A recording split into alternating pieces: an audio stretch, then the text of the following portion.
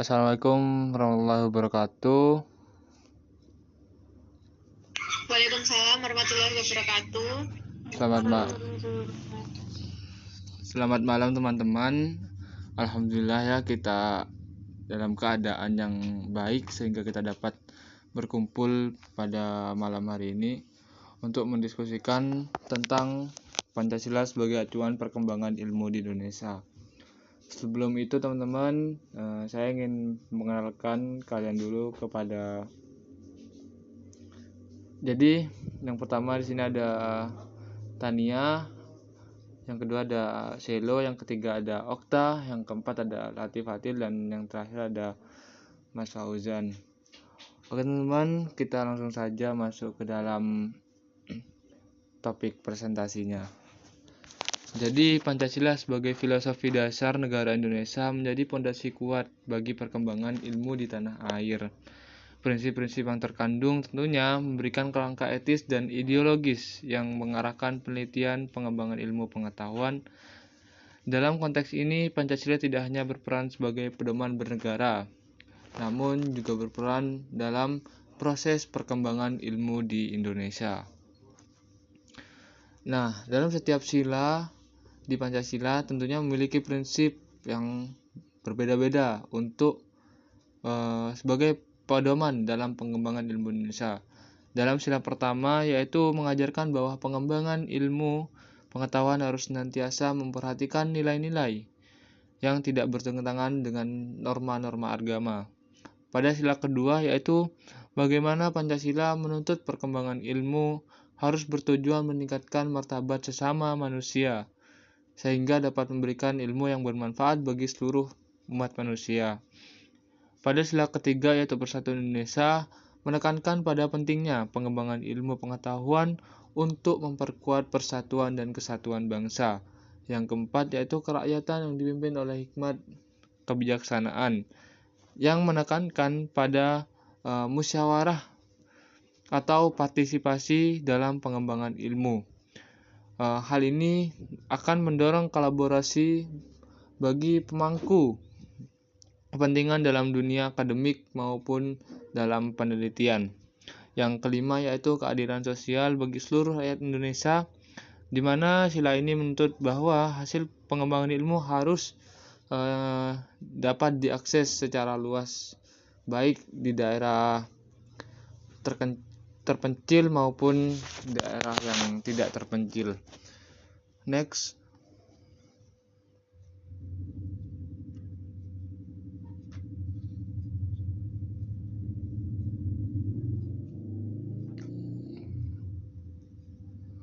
Nah, maksudnya latar belakang dari Pancasila sendiri.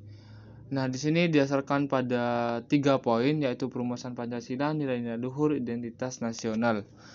Pada perumusan Pancasila, tentunya Pancasila disusun berdasarkan pemikiran mendalam dari para founding father yang merumuskan identitas dan nilai-nilai Pancasila fundamental bangsa.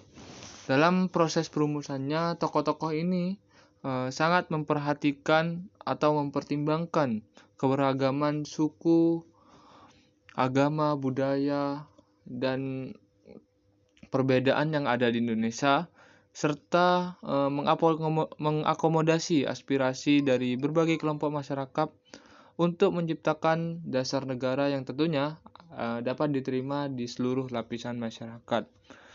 Yang kedua yaitu nilai-nilai luhur, di mana Pancasila sendiri menjunjung tinggi nilai-nilai kemanusiaan, keadilan, dan persatuan. Nah, nilai-nilai ini bukan hanya sekedar konsep abstrak, melainkan pengimplementasian dari karakter dan kepribadian bangsa yang telah tumbuh dan berkembang sejak masa lampau. Yang ketiga yaitu identitas nasional. Pancasila menjadi identitas nasional yang mempersatukan keberagaman suku, agama, dan budaya di Indonesia.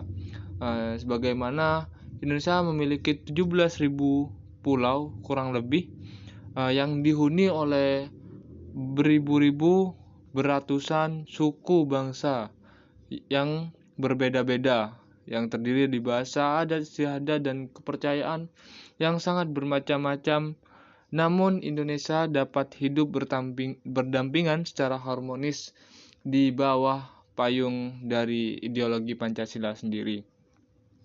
Melalui Pancasila, berbagai tradisi kearifan lokal yang ada di Nusantara tidak dapat dihapuskan, melainkan diberi ruang untuk berkembang dalam konteks kesatuan nasional, sehingga dapat menciptakan keragaman budaya yang unik dan menjadi kebanggaan negara Indonesia. Next.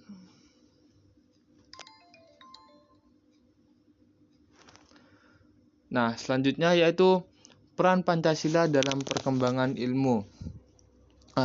Pancasila tentunya memiliki peran penting dalam perkembangan ilmu, yang mana setiap pengembangan dan penelitian ilmiah harus jalan dengan nilai-nilai luhur yang terkandung dalam kelima silanya.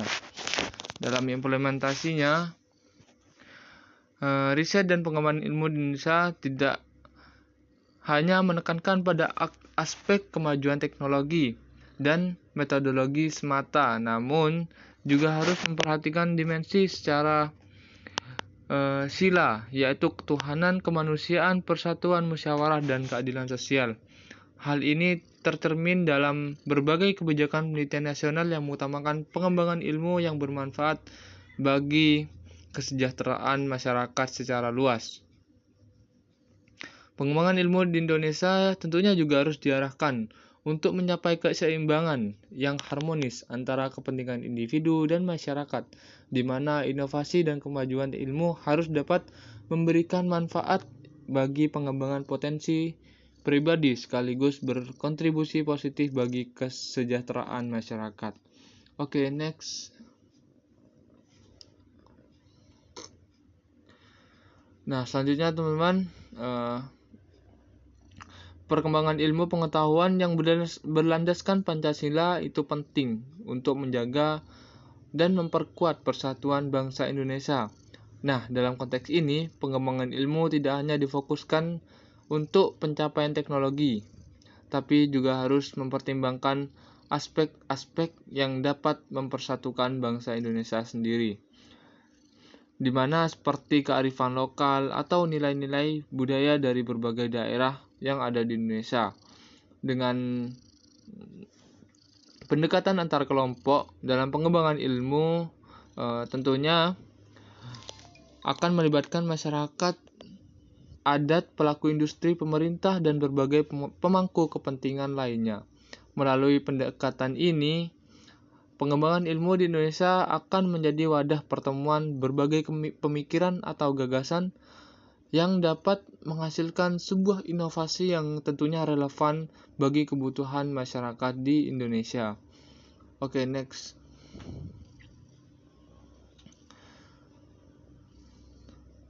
Nah, selanjutnya mengembangkan ilmu berdasarkan nilai-nilai Pancasila, yaitu didasarkan pada ketiga prinsip tersebut, yaitu spiritual, keadilan, dan persatuan. Jadi yang pertama itu spiritual, atau yang bisa dilihat pada sila pertama, yang menjelaskan bahwa pengembangan ilmu pengetahuan harus senantiasa memperhatikan nilai-nilai ketuhanan dan tidak bertentangan dengan norma-norma agama yang dianut. Yang kedua yaitu nilai keadilan, prinsip keadilan maksudnya, yang mana tertanam pada sila kelima, yang mengarahkan pengembangan ilmu pengetahuan harus dapat diakses dan dimanfaatkan oleh seluruh lapisan masyarakat di Indonesia. Hal ini akan mendorong terciptanya inovasi dan teknologi yang terjangkau dan bermanfaat bagi masyarakat Indonesia. Yang terakhir yaitu persatuan, yang terdapat pada sila ketiga, yang menekankan pada pentingnya pengembangan ilmu pengetahuan untuk memperkuat kesatuan dan persatuan bangsa Indonesia, sehingga dapat berkontribusi dalam berkolaborasi dengan keragaman budaya dan kearifan lokal yang ada di Indonesia, sehingga dapat menciptakan sebuah inovasi baru yang dapat menjadi identitas penting bagi negara Indonesia sendiri. Oke, next.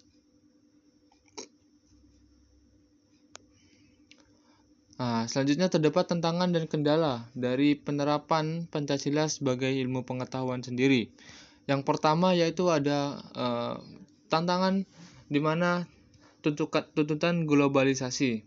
Nah, kita tahu sendiri bahwa saat ini kita berada di era globalisasi atau industri 4.0, di mana setiap negara harus bisa mengembangkan kapasitas ilmu pengetahuan dan teknologinya guna agar bisa bersaing di tingkat internasional.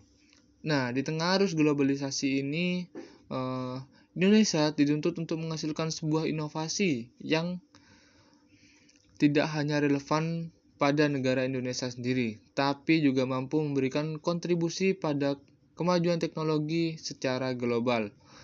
Namun dalam menghadapi ini, tentunya Indonesia tidak harus luput dengan budaya-budaya yang ada di Indonesia. Indonesia harus mempertahankan jati dirinya dan berpedoman teguh pada nilai-nilai Pancasila, sehingga ilmu yang dikembangkan tidak akan terjabut dari akar budaya negara Indonesia sendiri. Yang kedua yaitu mentalitas individualisme, yang mana tantangan serius dalam konteks pengembangan ilmu dan implementasi nilai-nilai Pancasila di era modern.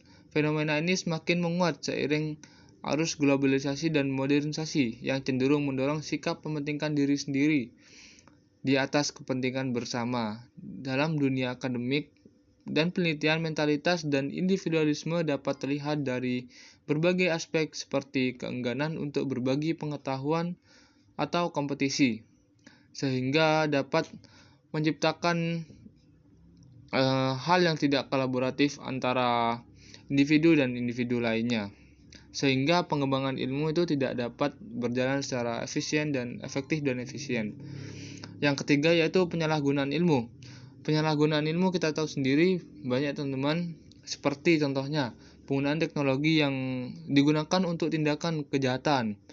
Yang kedua yaitu manipulasi data untuk kepentingan tertentu.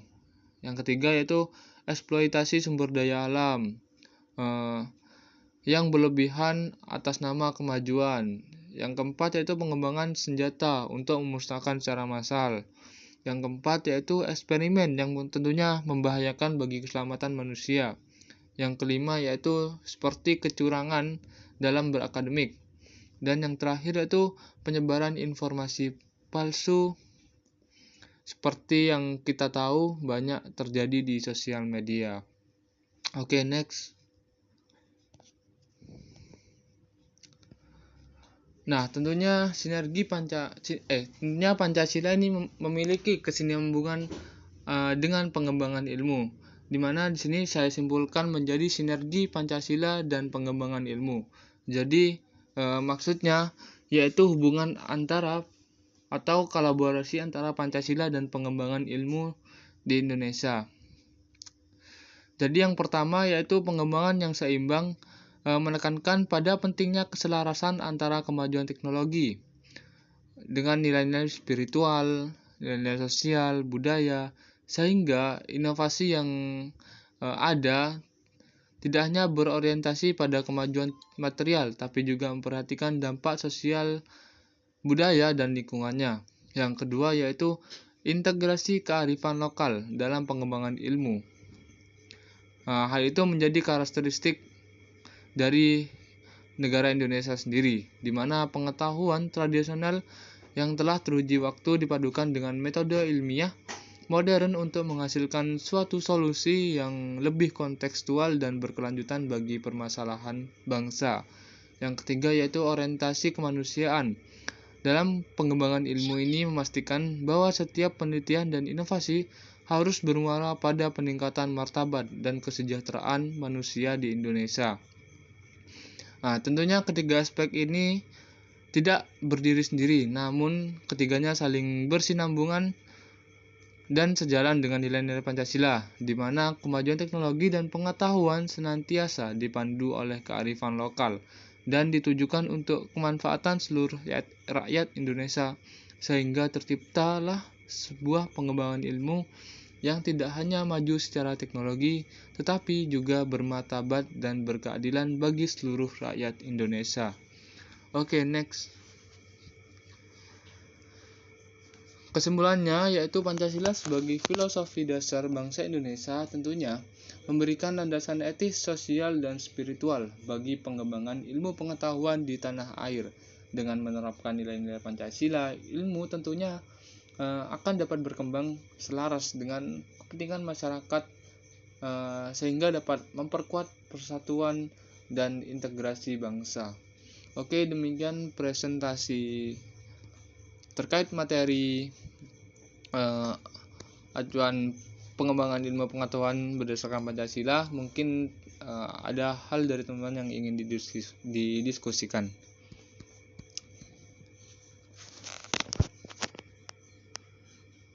Silakan.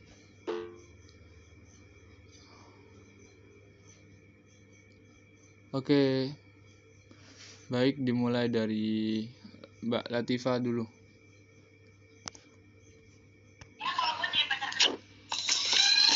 Baik, terima kasih atas kesempatannya. Jadi, mengapa Pancasila masih relevan di era globalisasi dengan tantangan individualisme dan teknologi yang sangat cepat berkembang? Terima kasih. Oke, baik.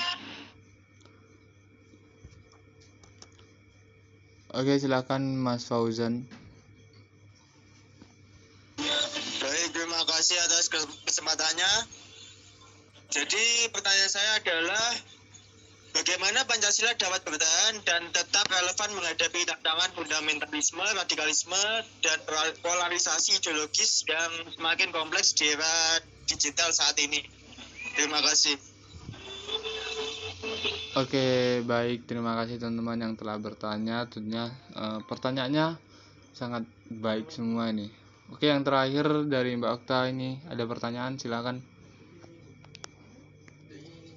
Baik, terima kasih atas kesempatan yang telah diberikan. Jadi pertanyaannya, bagaimana Pancasila itu dapat menjamin suatu kesetaraan akses ilmu pengetahuan di tengah kesenjangan ekonomi dan pendidikan yang signifikan di Indonesia? Terima kasih. Oke, baik teman-teman, mungkin langsung saya jawab saja ya pertanyaannya dari teman-teman. Saya akan jawab pertanyaan yang pertama dulu dari Mbak Latifah. Mengapa Pancasila saat ini masih relevan di era globalisasi dengan tantangan individualisme dan teknologi yang berkembang cepat? Jadi Pancasila tetap relevan di era globalisasi tentunya karena menawarkan kerangka filosofis yang mampu menjembatani tantangan modern dengan nilai-nilai kemanusiaan yang universal. Di tengah derasnya arus individualisme ini dan pesatnya perkembangan teknologi yang cenderung mengabaikan dimensi sosial, Pancasila akan keluar sebagai kompas dari hal tersebut yang dapat mengingatkan pentingnya keseimbangan antara kemajuan individual dan kepentingan kolektif. Filosofi ini tidak sekedar menjadi warisan sejarah, melainkan sistem nilai yang hidup dan dinamis yang dapat mengarahkan masyarakat untuk menghadapi perubahan dengan tetap mempertahankan martabat kemanusiaan. Pancasila juga menghadirkan perspektif yang mendorong pengetahuan teknologi dan inovasi secara bertanggung jawab dengan selalu memperhatikan dampak sosial dan kemanusiaan. Melalui prinsip-prinsipnya, Pancasila akan mengajak kita untuk tidak terjebak dalam individualisme yang memecah belah, tetapi sebaliknya membangun kemajuan bersama yang menghargai keberagaman, keadilan, dan solidaritas sosial. Oke, selanjutnya pertanyaannya dari Mas Fauzan, yaitu mengapa Pancasila bisa relevan di tengah fundamentalisme, radikalisme, dan polarisasi ideologis. Nah, di tengah kompleksitas ini tentunya dipenuhi dengan hal-hal tersebut. Pancasila ini membuktikan dirinya sebagai filosofis yang dinamis dan transformatif, bukan hanya sekedar dokumen sejarah, namun Pancasila bisa hidup kritis untuk membangun empati antar kelompok dan menawarkan pendekatan-pendekatan yang menghargai keberagaman sebagai kekayaan bangsa. Melalui rekonstruksi kelembagaan pemanfaatan teknologi digital, pendekatan psikologis yang mendalam, Pancasila tentunya terus memaknai ulang dirinya sebagai kompas moral yang mampu menuntun masyarakat Indonesia melewati tantangan zaman. Baik, dan selanjutnya yang terakhir yaitu pertanyaannya dari Mbak Okta, yaitu Pancasila dapat menjamin kesetaraan ilmu pengetahuan di tengah kesenjangan ekonomi dan pendidikan yang signifikan di Indonesia. Bagaimana caranya? Nah, Pancasila menawarkan landasan filosofis. Kembali lagi dengan landasan filosofis dari Pancasila sendiri yang tentunya sangat kuat untuk mewujudkan kesetaraan dalam akses ilmu pengetahuan melalui penekanan pada prinsip keadilan sosial dan kemanusiaan yang adil dan beradab. Di mana dalam konteks ini kesenjangan ekonomi dan pendidikan yang masih menganga di Indonesia dapat menjadi upaya sistematis untuk membongkar hambatan struktural seperti hal tersebut yang selama ini membatasi kesempatan belajar bagi kelompok-kelompok yang terpencil. Sila keadilan sosial secara khusus menggarisbawahi bahwa pentingnya pemerataan akses pendidikan sebagai hak fundamental bagi setiap warga negara tanpa memandang latar belakang ekonomi, geografis, atau sosial. Nah, implementasi nyata dari semangat Pancasila dapat diwujudkan melalui berbagai kebijakan strategis seperti program beasiswa, pengembangan infrastruktur pendidikan di daerah tertinggal, dan alokasi anggaran pendidikan yang berkeadilan. Oke, teman-teman, apakah pertanyaannya sudah cukup jawabannya sudah cukup menjawab dari pertanyaannya, teman-teman? Sudah cukup menjawab, makasih Pak. Baik, jika mungkin sudah merasa cukup, sekian sesi diskusi dari saya, dari kami, dan sekian juga presentasi dari saya. Kurang lebihnya saya mohon maaf. Terima kasih teman-teman telah hadir pada malam ini. Sekian, terima kasih. Wassalamualaikum warahmatullahi wabarakatuh. Waalaikumsalam warahmatullahi wabarakatuh.